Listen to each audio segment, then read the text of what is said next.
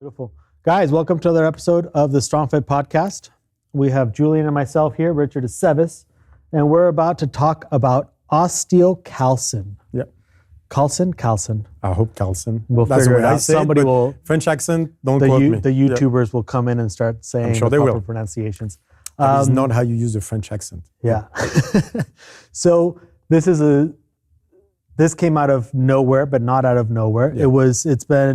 This is how StrongFit works and how Julien and I work is we have things that we start to notice or pay attention to, and we observe them and we experience them. And then I go to him or he comes to me and then we start to do research on it. Well, he starts to do a lot of research on it. I just keep doing my shit. No, we do research in the sense of we play with it. We experiment ourselves on like, how does this feel? Yeah. Which is a huge part of all this that I feel is very much overlooked by most people. Right.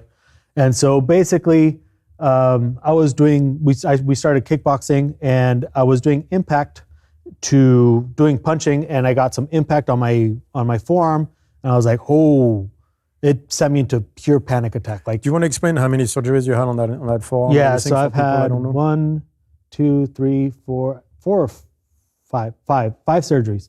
Right, but you have plates in there, screws? I used to. They got taken out. So they got replaced twice and I had 2 bone transplants. And the muscle got ripped off the bone more than once? Yes. Right. No, they don't necessarily it's know been that, it's been a rough road for this. Yeah. I just wish to talk about it. I wish I had the RoboCop arm or Transform arm or something cool. No, every time you send me a video every year, I'm like, stop sending me that video. I'll put up a picture. I'll send it so we can have it on there with like 30 staples all up and down the arm.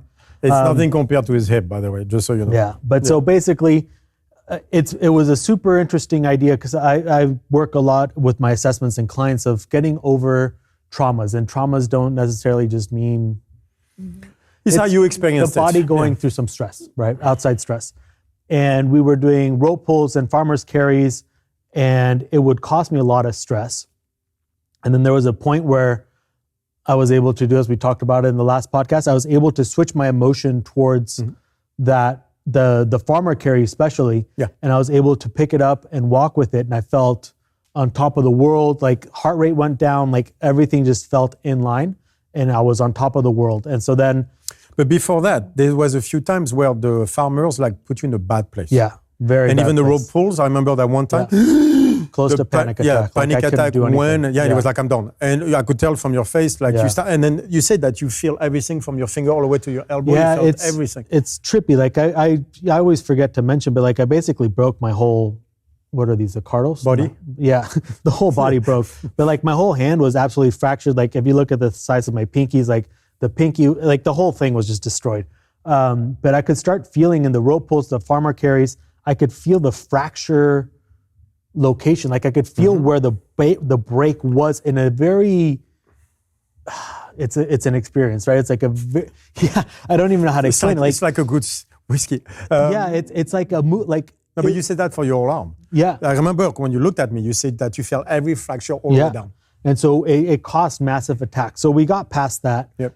And it was such a cool experience once I was able to get past just not feeling panicked or feeling like something was going to break or pop. Like that emotion changed. And what I mean by that emotion is my body, not my brain, but my body finally said, you can do this. Go there. And so I was able to go there and heart rate lowered. Like I stayed in basically the executive network or the task positive network. Like I was able to act on it. Fight versus flight. Yeah, the whole shebang. And so then I started kickboxing and we're learning to do hooks. Well, I was learning to do hooks. And it's extremely humbling. But so comes the second time I come to do hooks and Tyrone, who's one of the MMA fighters that's here, the coach, was telling me to hit hard. And so I started hitting hard. And it was like the second set, like by the 8th one, body was full panic. Like arms just wanted to drop. I wanted to go, not even panic, I would say freeze. Like I wanted to go into just like fetal position. Yeah. Stop. Completely stop. And he was counting down. And of course you have that external factor of him going, go. And I was like, just fucking punches. I was like just grunting, like getting through it. And he walked away and he was going to go grab pads so we could keep doing like technique work. And as soon as he walked away, like sweat dripping like crazy, my heart rate, I mean, I wasn't measuring, but I'm sure went extremely high. I could not breathe, inhale, exhale. And of course, in my head, I do as I preach, right? I was like, just fucking exhale, Richard. You can always exhale. So I'm trying to like exhale. And as I'm exhaling, I'm dry heaving. Yeah. And There's this always whole, that moment, yeah. though. And I literally just ripped everything off. And I'm sitting there looking at my hand. And he comes back with the pads. He goes, we're not done. I was like, dude, I'm done. Yeah. Like, and I don't like to quit, but I was like, I can't, like, there was nothing in me that would allow me to go there. It crashed me for like 2 days. Yeah. And so I went to Julien and I was like, interesting. So I was able to get the okay for my body, I'll say it in my terms, the okay for my body to do carries or get blood flow to get tension. But in order to absorb power, absorb the impact, it definitely was not ready. Yep. And so, you know, as I do, I'm like, what's the worst that can happen? So I went back. What's the worst that can happen? Well, actually, yes. And I've been working at it, and it's getting better. Even like when I'm at home, like I'll just sit and I'll just like start hitting just so we can get impact. So I told Julien this story, and he goes, "That's interesting because that's kind of happening." And he's had you fractured your foot on the left foot, the right foot, really badly. In soccer, and so you've been doing the sprint warm ups and doing impact on the feet. So I explained the importance of that. A big stone was dropped on my foot when I was 11, and it broke everything. Like it turns out I had like, I don't know, 10, 12 fractures within the 5 bones. Yeah. But the problem was it was wrapped up. And when we went to see the doctor, because we were on a small island in the Azores in Spain, the guy was like, no, it's not broken. So he just wrapped the foot. So I worked on it. And so all the bones are like this. Okay. They were never healed properly. Yeah. So hopping on one foot, like what always caused me pain on the right. And then I started to do the dynamic warm-up from sprinting. Yeah. And the impact on my foot at first, oh my God. Like, like I felt every fracture, but like that weird, like tingly, burning feeling. Yeah, that. That sucks. Yeah. And I was like, wow. And it created something like that incapacity of controlling my breathing patterns. And so we're like, all right, so impact does something. Yeah.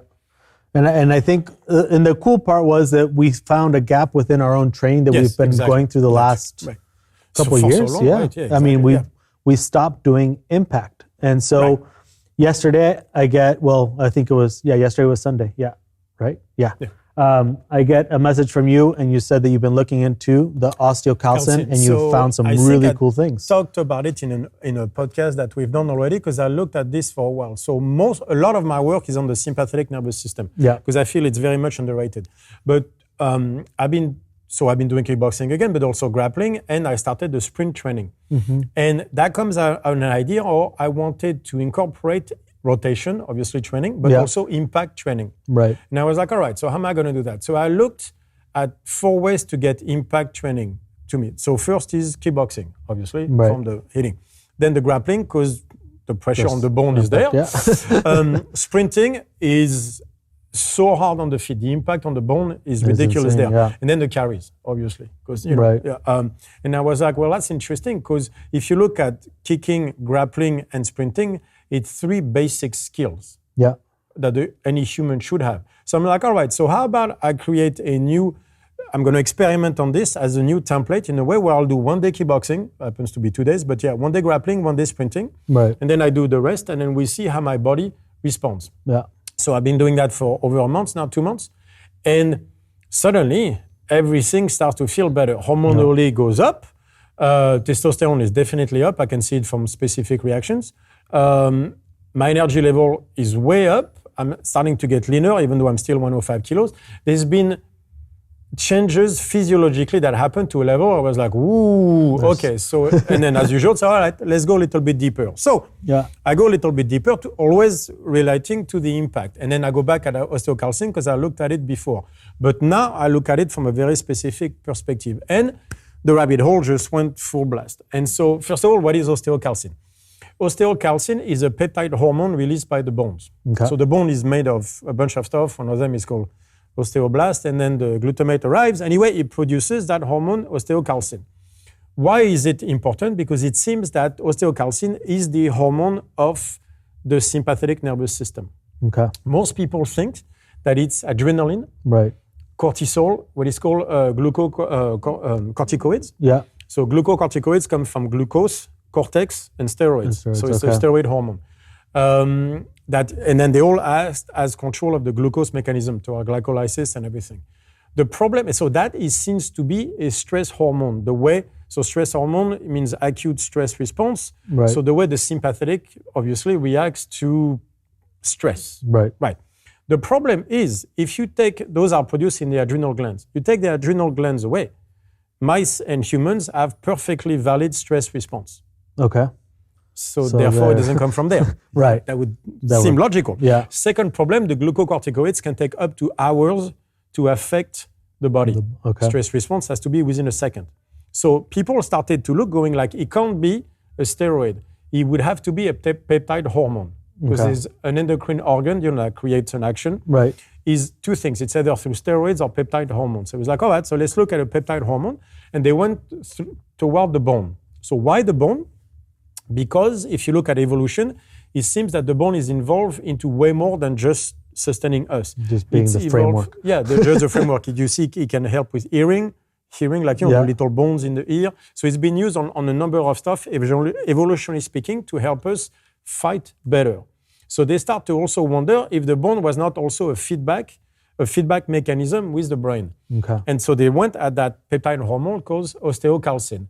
And then the second they started testing on stuff, they saw a number of shit that is, if you look closely, that is crazy. And the conclusion that I drew from all this is that the noradrenaline is the neurotransmitter of the sympathetic nervous system, but it's called a monoamine neurotransmitter. But the hormone of the sympathetic is osteocalcin, produced by the bone, relating to impact. So if it's produced by the bone, then how is it used? Right. So it's going to go all the way up to the brain. Yeah. So it's going to affect the system through two ways: through the organs and into the brain. Okay. It goes directly into the brain and hooks into specific neurons. And so, for example, it's going to boost the production of neurotransmitters like dopamine, serotonin, noradrenaline, the neurotransmitter of the sympathetic side, so extremely important. It's going to hook into the hippocampus. It's going to do like very, very specific things toward learning and memory. Yeah. Why? Because to have a good fight system, learning, you need to learn. You need to learn to adapt, and you need to memorize what the fuck happened. Right. And so this has been testing on mice. I can explain to you how they test because it's kind of funny. Right. And then we also saw that through osteocalcin on mice and humans, we saw anxiety and depression going down. Okay. So that was important. We saw a boost of testosterone. Yeah. It enhances the synthesis of testosterone. Okay. Right. It stops the synthesis of GABA levels. Okay. It's part of the brain, go figure. So all it does like this, and very importantly, it suppresses the vagal tone. It suppresses the parasympathetic. Which is what everybody wants, is to have a higher vagal tone. Exactly. And the osteocalcin suppresses. You know why it suppresses it? So you can have a higher fight. Right. Because the parasympathetic, one of its jobs can be to lower the sympathetic response. Okay. So to have a higher sympathetic response, you suppress the parasympathetic tone. Interesting. Yeah. So that would give you a higher fight. Now, there's a point where the fight goes too high, which is what you went through. Right. And then, by the way, what happens when you suppress the vagal tone? You can't control your heart rate anymore. Right. So panic attack. Because when your heart rate goes too high, it brought you back to a bad place. And then panic attack. Right. So it can be going too far. But that means that the bone and the sympathetic nervous system are linked one together. in one. So anxiety and depression. We talk about this a lot, so that's so important. Let me first explain what they mean by anxiety and depression. You're going to love this. So this is how they test anxiety on mice. Mice do not like big, brightly lit, open places. Right, because something's going to fucking kill them. Exactly. So how do they test anxiety? They put the mice and they see how far they go into that space and how often do they go there. Okay. That's the level of anxiety. When they don't go there too often, they're anxious. Poor mice. Like, I feel bad for the mice. There's nothing compared to depression. No. Depression is where it gets fun. Do you know how to test for depression? This matters all of you because this is how those antidepressant pills are tested. You hang a mice by the tail. Okay. Right. The longer they fight, the less depressed they are. Okay, so I hang a mouse upside down. It moves, but eventually it's just going to stop moving because it's just like... So once it loses the fight. Right. Even if That's called being depressed. Even if they're tired, what if it's a fat mouse and it's just tired? It's depressed. It's depressed. Okay. So that's literally, or they put it, you like this one too, in water, where they can't get out. When the mice tries to get out, as long as As long as he swims, it's not depressed. When he just floats, it's depressed. Yeah, there we go. So that is so mean. Yes. No wonder PETA fights for the lives of the mice. Yeah, the mice always get it. Right. So hanging upside down or waterboarding is how you find depression. Yeah. That's how antidepressants were formulated. So if you give something to a mice that allows it to last longer against waterboarding or being hung upside down, that works for toward depression. So when they say that osteocalcin lowers anxiety and depression, it's true, but you have to understand what the testing is. Right. That matters. But so then, okay, so let me get this right. So if I hang a mouse and let's say it fights for 2 seconds, it's extremely depressed. Then they shoot it with something and it fights for 3 seconds. Yeah, then it's less depressed. Then it's less depressed. So you just found a way to fight depression. So then why wouldn't you just give them tren or, I mean, wouldn't that technically? Well. Yeah, right? As well. So that's what they do. You can... They do that. That's how they came up with antidepressants. The SSRI, serotonin, that's what it was. But then shouldn't they test the humans the same way? Pretty much. I didn't say it was a good system. I was just saying that's how they test it. What do you think I bitch about the pills all the time? So it's basically once you accept that you're in this situation, you're depressed. That seems so fucking stupid. Sorry, that just seems stupid. What do you think I bitch about the pills all the time? Yeah. But okay. So it's not anxiety depressed. It's how long do you fight for? Right. So that's very important because that's what tells me what osteocalcin is. It's the hormone of the fight. Has nothing to do with anxiety or depression. Right. So the mice will go into a brightly lit place more often and they'll fight longer when they hang up or in the water. So it's a fight hormone. Right. As soon as so the higher osteocalcin levels will gear a higher fight. Yeah, exactly. Right. Because it's dosage dependent. Right. Which is well, okay, but so he also boosts testosterone. Right. Because more testosterone, better fight. Yeah. He boosts learning and memory because better learning, better memory equals better fight. Yeah. Right. So that's what the conclusion that I drew was that osteocalcin is the hormone of the fight. I like it. But so if you look at carries, if you look at contact sports leading to the testosterone levels of the so that means also better muscle mass, better reaction, stronger, faster. All of it, And if you look at the contact sports that you see, that's what you see, the aggressivity level going so to it. So here's my question to you. Yep. Is there a way that they could still be passive while doing contact sports? Well, yes, always. Just for the people that want to game the system. Yeah, of course. Osteocalcin is a feedback mechanism from the bone going back to the prediction model. Right. So it doesn't change the fact that you're going to have to want to be there. Right. But because it's only a feedback mechanism. Right. But if that contact you need to want to punch. Right. But if you just punch there, there'll be less pressure to the bone. So there'll be less of a reaction anyway. And the more you want to be there, the harder you're going to punch. I think outside of the punch, for me, I think immediately of endurance runners that never want to be there and their joints just get messed up constantly. Yeah. But by the way, that brings the point of soft shoes. Yeah. When you walk with soft shoes, you get less of a connection to the foot, right? That means you get less of a fight. So that also means if you run 800 meters or 100 meters, it makes a difference. Right. Because at 100 meters, you're hitting the ground as fucking hard as you can. So you're going to have, and to go that fast, you're going to have to want to be there. Right. 800 meters, when you start pacing, what do you see? Pacing is less wanting to be there. It's less of a hit on the bone. It's less of a fight. Let's talk about that really quick. So this is a great example of passive versus active. Yeah. So we train these sprinters that are incredibly fast and world-class level. Yep. And their workout is 100 meters every 6 minutes. Pretty much. Now, when I was... exaggerate a little bit, but it's not that far off. Yeah. She was like every 10 minutes. I was timing. I was like, I'm cold. And she's like, oh no, the next one is in like 10 minutes. Yeah. So that's getting yourself ready for a massive fight. If you think about it, for one, it's very, because very aggressive. Everything that they have. By the way, I've done the training with her last week. Yeah. We did 400 meter, 300 meter, 200 meter, 100 meter, and just walking 200 meter in between. She did 2 sets. 1 set I was done. Yeah. Because I had to run technically correctly. So, toes up and then hitting the ground. And I was putting as much as I could in every impact, trying to run correctly. And within 1 set, my body was destroyed. Fucked. Like the rectus femoris was screaming. I wasn't sore the next day, but I was achy. But muscles or joints? No, muscle. Muscles. But muscle, I think that's important. Yeah. That's very true. That's very true. Not the joints, but my muscle were achy. Right. Like in a way that I don't remember feeling this like that. Like even kickboxing doesn't hurt like that. Because I've been at functional fitnessing before, and you would do like every minute on the minute you do 100 meters. But it's extremely passive, right? Yeah. It's, you're not because your feet, like the feet are lazy, and they're just slapping the ground, but they're going heel first. This one was like, ball of the foot and just pow and hit extremely explosive like a whip with the ground. Almost. Yeah, like a whip, and pa pa pa pa pa, and you try to maintain that to the best form with the knees up and everything. And if you do that correctly, oh my God. Well, even when we go harness work, everything, we always say, be aggressive. Exactly. Be aggressive, be present. And what did I always say on the harness? I want to hear you hit the ground. Yeah. Like ta, ta, ta, ta. I even wrote about it. Remember that poem that I wrote about it was like, until Hades knows you're coming. Right. Is that. Yeah. I felt which we don't see that a lot. We see a lot of bouncing feet, right? And so again, I think the more and more we've seen, I would say, thousands of people running with the sled. Yes. And now I can tell who is there to push and who is just trying to show me. You know what they do on the sled is they push the sled. They don't hit the fucking thing. Like that. I remember Jenna first time she was hitting even too much, but it was all about the feet hitting. Yeah. So she was, but most people, they just push it. You don't hear them. They just push soft. Barely push, Yeah, and they have lazy feet. Yeah.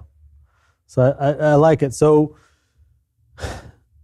the goal is more impact, doing versus enduring. So the goal, I think, like the point of all this, I think there's a massive point of this into the training system, a big gap that we're seeing. I think you have to feel training in your bones. Yeah. Right. Like the training has to be done through your bone. Maybe that's why machines at the gym don't work. Because there's never any impact. And you don't feel it in the bones. Like if you do, remember the heavy carries? Yeah. My femurs bending. Right. Yeah. Well, there's going to be a reaction from the bone right there, right? Exactly. So I think you can only learn the fight mode, which has, again, we're going back to anxiety, depression, the testosterone, like, neurotransmitter, like basically all the stuff that you want out of training goes through your bones in a sense. Like, so I think that you have to feel your training to the bone, basically, literally. Yeah. And if you look at impact sports for me that are necessary skill, I see kickboxing, grappling, sprint. Yeah. And then after that, you can add carries. Right. Some plyometric stuff where you're actually jumping. And all this every time requires the skeleton, the bone structure to participate. Yeah. I think when you start to get away from that is when you see the results starting to go down. Yeah. Yeah, it's been amazing. Except for me, I didn't realize how little impact I stopped having in my training. Because I started going into, we would do the sled work and everything, but I was no longer doing any of the plyometric stuff, any broad jumps, any sort of running. Push presses. Yeah. Remember at your top. Yeah. You used to, the max I've seen you do was what? Was the power clean? What did you push press back then? It was 385. Was that a push jump? I could do like a EMOM. I could do at the grid. Now remember on the grid you had to. At the grid I did 385. Yeah, but what was that workout? Was 245 for reps or where you whooped everybody? Yeah, the 10 reps. It was 245 and I had to do 10 reps. But I was push pressing it, and they said it was a push jerk after 6. So remember when you were taking those, how much you were putting into it. Yeah. Like you were just landing on the ground and bah! Yeah. Bah! Same thing on the push jerk is like how much you were hitting the ground on with those hard Olympic weightlifting shoes every single time. Right. I think that is what brings results. Yeah. Right? And I think the first thing when we get soft, when we don't want it anymore, the first thing that goes is that. Yeah. When you lose the fight, you lose the capacity to go to impact. Right. So it's a sympathetic hormone, but driving you towards the fight, not the flight. I think that's also an important statement I think to it's make. a fight hormone. Right. So grappling, sprinting, kickboxing, carries, heavy carries. So those are the things for you guys to take. Maybe don't start just hitting a wall, but maybe buy a punching bag. Right. So honestly, let's put. It's not a punishment. My template. It's always a punishment. My template now is to do one kickboxing a week. Yeah. One grappling a week. Right. One sprinting a week. Perfect. Dynamic warm up wherever I can, and one carry day a week. Perfect. And that's going to be the template. And then you get to add to it. Like right now I'm doing body weight so I can get better at grappling. Right. But I wanted to see if that idea of take it to the bone in that sense would make me do progress. Like I'm still 105 kilos. I haven't changed, even though I'm getting leaner again. I've not changed. But what I see is the everyday energy that I have. The hormonally speaking is going up. I can tell because then my nails go faster. Right. I can always tell. Like hormonally, like the energy level is up. I can tell hormonally speaking, testosterone level is up. I can always tell from specific physical signs. You know what I'm saying? Stuff. Yeah, but it's working. It starts going up. Yeah. Yeah, right away. It's working. Like, you know, like sometimes when you overtrain, the first thing that goes is erection, stuff like that. Or, by the way, I would like to do a podcast on that because we had a number of women that talked about libido going down. Right. Men never talk about it. Yeah. Do you notice? It's crazy. I'm not saying. Well, I think it's a machismo thing. Totally. Right? I mean, come like, on. No one wants to talk about it. Nobody want to admit that. But let's say, but it's not about getting up anymore, but let's say you're 80% hard instead of 100%. Right. That's a sign that hormonally something is wrong. Yeah. They wait until like you can't get it up anymore. But even before that, there's a problem. Right. If suddenly, it takes you an extra 5 minutes. Right. Or maybe just the urge isn't there. Like that's also an issue. Like maybe you can get it up, but it's just, there's no urge there. You don't. Okay, like sure, let's do it. You're like, let's have sex. But like women tell us, that's their loss of libido is, I don't feel like it anymore. Yeah. Guys refuse to say that it's happening to them. But it's because I train a lot. And I can tell you from experience right now, bullshit. Yeah. Because I train a lot. And by the way, I haven't done kickboxing, grappling, or anything. Kickboxing, I was boxing, but never kickboxing. Right. So new stuff. Grappling, 7 years. Sprinting, never done it. I train a lot right now. And it's whooping me every session. And yet, hormonally, all I got to go is 3, 2, 1, and I'm ready. Well, I think it's the matter of... And the urge is there every day. Yeah, so the hormone's going up, but the hormone also plays directly with learning and having new skills. So it all kind of functions together as a whole, And so suddenly, I feel like my whole system is taking a step up. Because again, you cannot... you don't want to play with one thing in the system. You can't optimize one part of a system without crashing the whole thing, which people do all the time. Right. The thing is the entire system has to come up. But if I look at what we're looking for, which is the fight mode, then osteocalcin seems to be the hormone of that. So I think the impact idea is one of the most important ones. And I think we'll see it in like, look at your old training. Like, so we were doing the sled and then again, hitting the ground like until your glutes cramp. Yeah. But you were doing like the push presses, hitting it very hard. You were doing a lot of box jumps. Yeah. A lot of double unders. Yeah. I was running. Not so much anymore. Yeah. I'm starting to again, but you were doing the double unders as well. Double unders, a lot of impact. A lot of Olympic weightlifting. That's a lot of impact. So the heels. You had those hard shoes, the Olympic weightlifting shoes that you were doing. All the time, you were doing box jumps even in that. So every time it was that impact, that conscious impact onto the bone. Right. Like the first thing I realized when I started to do the sprint stuff was how much my feet ache. Like the first time I did it, my feet were sore for like 3 days. I hadn't felt that in a long time. Now when I do kickboxing, my feet ache. It's obviously but I'm like, I feel it's bringing it's everything back up. It's a good ache. Yes, my body feels very much Yeah. awake right now to the point where I feel like maybe I was not. I'm never depressed, but well, if I look at the way you test mice, I was more depressed then than I am now. Yeah, exactly. Right. So I went up from there.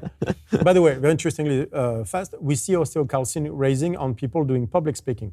Yeah. Which I find interesting.